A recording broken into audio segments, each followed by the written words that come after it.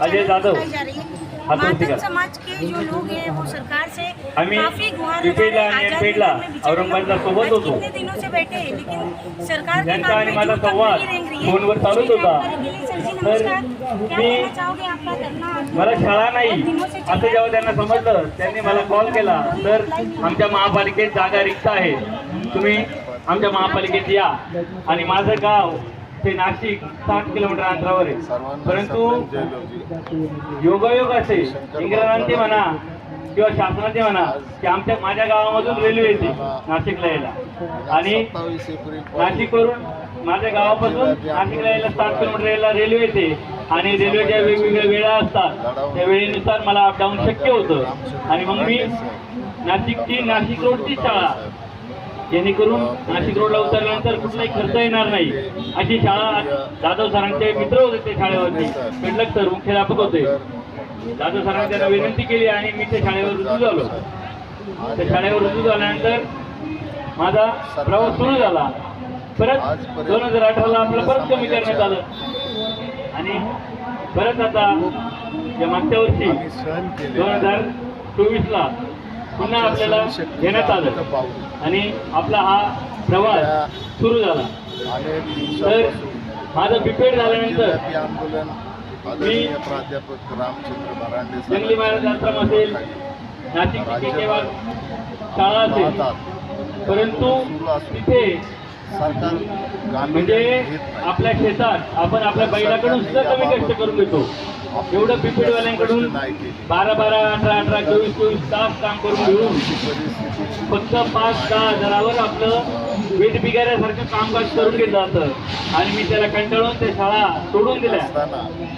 घरी थोडीशी 5 बिघे माझ्याकडे क्षेत्र आहे, आम्ही 3 भाऊ, 5 बिघे क्षेत्रात आम्ही कांदा, त्याचबरोबर मका या प्रकारचं पीक येतो आणि त्याच्यावर उपजीविका भागवतो। परंतु जे सरकार आहे आपलं, तर सरकार शेतमालाला आपल्या भाव देत नाही।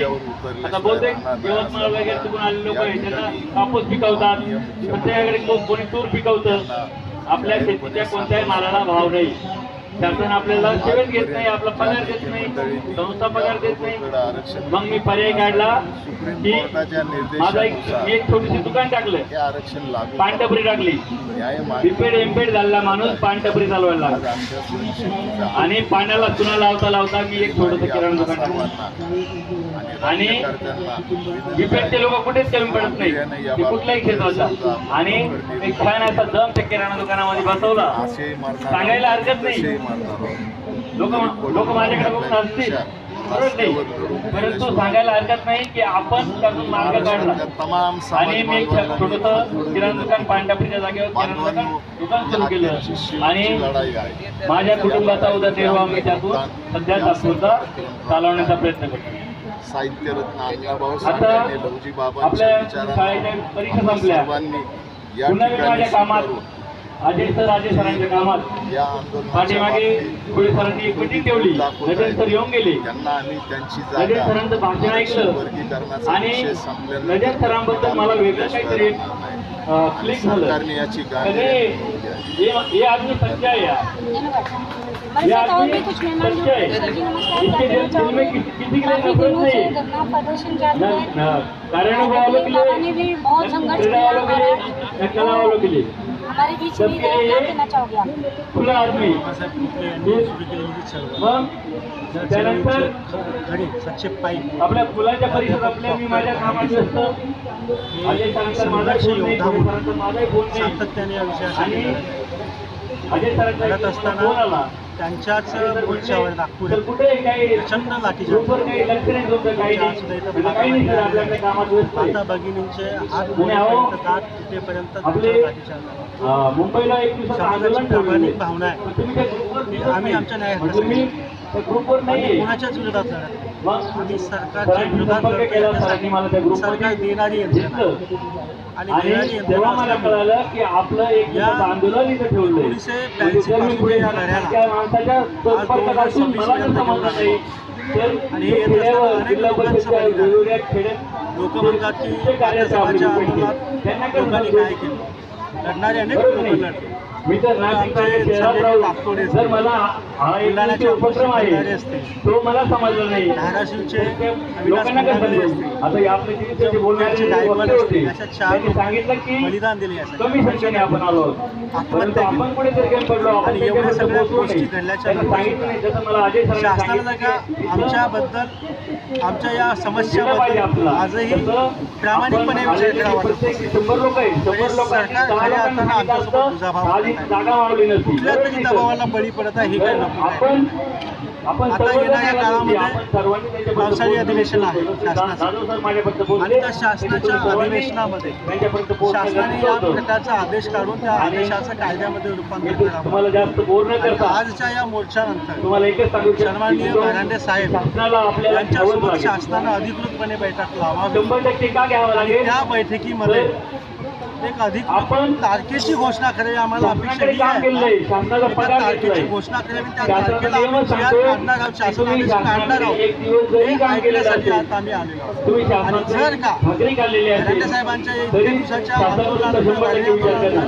फक्त ती करेल तरी विचार. शासन या जेव्हा बाबतीत तुम्ही तारीख देणार आई नसेल. सुद्धा बाळाला दूध या पाजत नाही. शासनाच्या बाळ जर मनामध्ये रडत असेल आम्हाला तर जुळवून आई सुद्धा बाळाला ठेवण्याचाच दूध उद्देश पाजत आहे. नाही. ही पण ते सिद्ध रडलं का लगेच पाजतं. आणि तसं आपण आपलं कारण या आपण चळवळीला या बगल सरांच्या देण्यासाठी माध्यमातून, पुढे दुसऱ्या सरांच्या कुठल्या तरी माध्यमातून धातू आपण त्यांच्या घोषणा वरती करून पोहोचवलं पाहिजे, गेलो आमच्या पाहिजे. समाजाला खुश एकत्र करण्याचा आलो पाहिजे. कार्यक्रम तरच या आपण अधिवेशनात होऊ शकतो. आपल्या तर आम्ही आता कुठल्याच विषयावर आमची मागणी नाही. आणि आम्हाला काय देता हेही आमची मागणी नाही. सर्वांनी आमची एकत्र या. एकच मागणी आहे आणि सरकार आणि दरबारी आम्हाला आता ती मागणी जो आली मार्ग तरी आहे, आम्ही सरकारचा त्या आभार मार्गात मानतो. आपण सक्सेस आणि होऊ त्या शकतो. सरकार विरोधी मला जे आजपर्यंत आम्ही लढत आलो, इथून पुढचा लढा आणखी आपल्या या प्रचंड मंचावर ताकदीने आम्ही तीव्र करून पुढे जाऊ.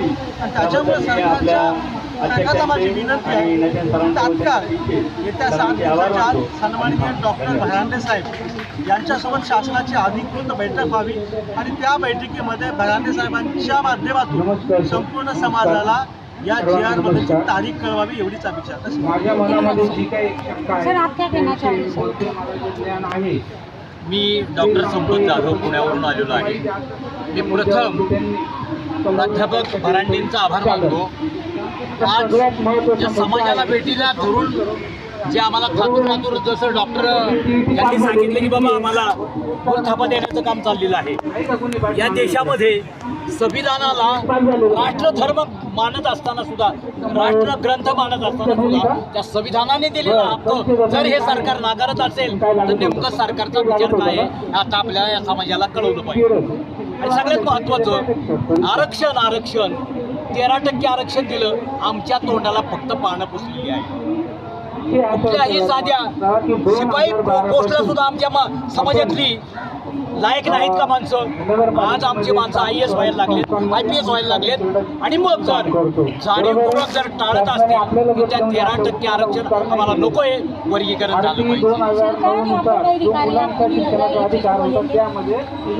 सरकार मला वाटतं की सरकार हे नक्कीच कुणाच्या तरी दबावाला बळी पडत आहे. कारण 24ला 1 ऑगस्ट 24ला ज्यावेळेला सुप्रीम कोर्टाने निकाल दिला त्यापासून जवळजवळ 5 राज्यामध्ये आरक्षणाचं वर्गीकरण झालेलं आहे. फक्त पुरोगामी महाराष्ट्राला त्याचं काय वावडं आहे अजूनही कळायला मार्ग नाही. आणि पण महाराष्ट्रातच या वर्गीकरणाला खेळ बसत आहे. आणि पण आता मातंग गप्प बसणार नाही. मला वाटतं की जसे जागतिक युद्ध झाले त्या जागतिक युद्धापेक्षा आता हे सामाजिक युद्ध पहिलं या महाराष्ट्रात होण्याची शक्यता आहे. आणि ते जर युद्ध टाळायचं असेल, या सरकारला जर सुव्यवस्था राखायची असेल तर मातंग समाजाच्या आणि तत्सम 59 जातींना आरक्षण द्यावं, त्याचं वर्गीकरण करावं. अन्यथा हा समाज आता गप्प बसणार नाही. जय लवजी. जी नमस्कार, मेरा आखिरी सवाल आपसे ये रहेगा कि आप लोग कितने दिनों से दिल्ली में तो मंत्रालय में आप लोग किसी मंत्री से मुलाकात नहीं की? गेल्या 27 एप्रिलपासून आम्ही आज आझाद मंजूर केल्या. त्या मंजूर केल्याच्या नंतर सचिव आपण देशमुख मॅडम यांनी औपचारिक चर्चेसाठी आमच्या नेत्यांना बोलवलं. आपल्या अगोदर त्या त्या असं म्हणाल्या की सगळ्यात सरकार अगोदर काम कोणाची वरती झाले आणि तुम्ही की पवित्र पोर्टल मार्फत TET झालेल्या शिक्षकांची या ज्या जागा वर्गीकरण भरती विषयाचं करा. सर्व नेतृत्व बरोबर आहे. नियोजन माननीय मुख्यमंत्री देवेंद्र फडणवीस अनुसूचित जाती आरक्षण वर्गीकरणाचा अहवाल 16 मार्चला सरकारला दाखल झालेला आहे. 30 एप्रिलला हरकतीचा कालावधी संपलेला आहे. आता 2 दिवसाची सुनावणी घ्या आणि सरळ तो बद्दल अहवाल मंत्रिमंडळाच्या समोर घेऊन वर्गीकरणाचा जो काही कायदा आहे तो पास करा आणि महाराष्ट्रातल्या अनेक असंख्य वर्षापासून सामाजिक न्यायापासून संविधानिक वंचित अधिकारापासून वंचित असलेला जो काही समूह आहे त्यांना न्याय प्रदान करा. अनुसूचित जातीच्या आरक्षणाच्या वर्गीकरणाचा विषय केवळ मातंगाच्या हिताचा नाही, मातंगासह शेकडो अशा समजुकी जाती आहेत 59 जातीमधल्या अतिशय अल्पसंख्याक असलेल्या आहेत, कमजोर आहेत, त्यांचा आवाज सरकारपर्यंत पोहोचत नाही, त्यांच्याकडे सरकार दुर्लक्ष करत नाही, ते मूलभूत अधिकारापासून दूर आहेत महत्त्वाच्या आणि म्हणून त्यांना देखील या मुख्य प्रवाहात सामील करून घेण्यासाठी वर्गीकरणाशिवाय दुसरा पर्याय नाही. या अनुषंगानं आम्ही महाराष्ट्रामध्ये लढा लढतो आहोत. महाराष्ट्रामध्ये मातंग विरुद्ध बौद्ध असं जे काही चित्र निर्माण करण्याचं चाललंय काही लोकांचं, तो षड्यंत्राचा भाग आहे. ते सरकारनं लक्षात घेतलं पाहिजे. जर या षड्यंत्राला सरकार बळी पडणार असेल तर निश्चितपणानं इथे सर्वोच्च न्यायालयाने घेतलेल्या ऐतिहासिक निर्णयाच्या विरोधामध्ये हे सरकार वर्तन करते. हा महाराष्ट्र फुले शाहू आंबेडकरांचा आहे. या महाराष्ट्राची पुरोगामी म्हणून मोठी ओळख आहे. या महाराष्ट्रानं सामाजिक न्यायाच्या बाबतीतले अतिशय महत्त्वाचे कायदे केलेले आहेत आणि हा कायदा या महाराष्ट्राच्या वैभवामध्ये शिरपेचामध्ये उंची वाढवणारा आहे. आणि म्हणून सामाजिक न्याय आणि वंचितता यामधला जो काही फरक आहे, सामाजिक न्याय वंचित लोकांपर्यंत पोहोचलेला नाही, तर महाराष्ट्राच्या मुख्यमंत्र्यांनी तातडीने या बाबतीतली कारवाई करावी. वेळ काढूपणा करू नये. काय होईल, आम्ही कमजोर आहोत, अल्पसंख्याक आहोत, आमच्याकडे साधनं नाहीत, म्हणून आमचा आवाज मोठ्या आवाजाखाली दडपून गेला आहे, अशा प्रकारची काही भावना होत असेल तर ते सामाजिक न्यायाला धरून होणार नाही. आपण संविधानिक पदावर बसलेले आहात. आपल्या सरकारनं तो अहवाल अभ्यास करून मागून घेतलेला आहे. आता कुठलीही वेळ अडचण सरकारकडे नाही. सरकार कशाची वाट पाहते हा आमच्या समोरचा पडलेला प्रश्न आहे. महाराष्ट्राची जनता हे सगळं पाहत आहे चित्र. महाराष्ट्राच्या जनतेच्या मनामध्ये असंतोष खदखदतोय. कशासाठी? आम्हाला सामाजिक न्याय मिळाला पाहिजे.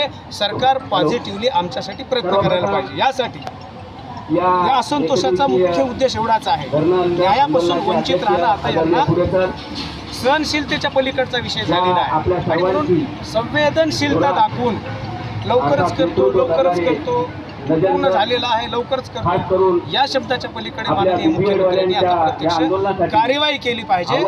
या वज्रमुख आंदोलनाच्या माध्यमातून महाराष्ट्रातले विविध विचारवंत मान्यवर संघटना सामान्य लोक या बाबतीमध्ये भूमिका घेत आहेत. याचा विचार माननीय मुख्यमंत्री देवेंद्रजी फडणवीस यांनी करावा अशी आम्ही त्यांना हात जोडून नम्र विनंती करत आहोत.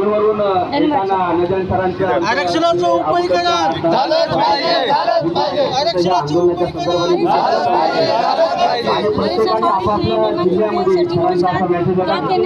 आपापल्या जिल्ह्यामध्ये जे कार्यरत असणारी आपली चालू आहे त्यामध्ये बऱ्याच संघटनांनी बऱ्याच नेत्यांनी याच्यामध्ये फार मोठं योगदान आहे. आता त्याचबरोबर अन्य ठिकाणी वर्गीकरणाच्या लढ्यासाठी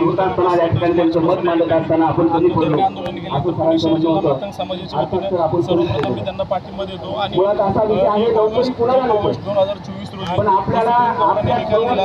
त्या निकालाला धरूनच आम्ही लवकरात लवकर महाराष्ट्रामध्ये उपवर्गीकरण लागू करा अशी आमची मागणी आहे. लागेल कुठल्या संविधानाच्या विरोधात किंवा कुठल्या विरोधात आहे ते फक्त लागू करा अशी आपल्या समाजाची मागणी आहे की सर्व घटकांना 59 जाती सर्वांना ते मिळालं पाहिजे. अशीच मात्र समाजाची मागणी आहे. इतर समाजाची त्याबरोबर मागणी आहे. ह्याच्यामध्ये सरकारने कुठेतरी दोन्ही समाजाचाही अंत बघून त्यांना इथे क्लिअर करून सांगावं की संविधानिक पद्धतीने कसं लागू होणार आहे. आणि हे मातंग समाजाचे त्यांनी अंत पाहून लवकरात लवकर तात्काळने लागू नाही केलं तर लवकरात लवकर पुणे शहर जिल्हा मातंग समाजाच्या वतीने महाराष्ट्रामध्ये सर्वात मोठं आंदोलन आम्ही लवकरात लवकर न्याय हक्क आंदोलन म्हणून आम्ही जाहीर देखा आपने दोस्तों किस तरह आज़ाद मैदान में मातंग समाज के जो लोग हैं संविधान के दायरे में रह के अपनी जो उनका जो हक है वही मांग रहे हैं और सरकार से कुछ बढ़ावा करके नहीं मांग रहे, क्योंकि उनका जो अधिकार है वो उनको मिलना चाहिए। इसलिए आज की कई सालों से ये लड़ाई लड़ रहे हैं, लेकिन सरकार के कान में जू तक नहीं रंग रही है। सरकार क्यों ऐसा कर रही है? जब उसने शपथ ली है कि वो हर किसी को न्याय दिलाने में सक्षम रहेगी, तो मातंग समाज के साथ इतना बड़ा अन्याय क्यों? हमारे चैनल से यूं बने रहे, हम फिर मिलेंगे आपके साथ। नमस्कार। बाबांनो आपल्याला जायचंय, प्रश्न आपला आहे।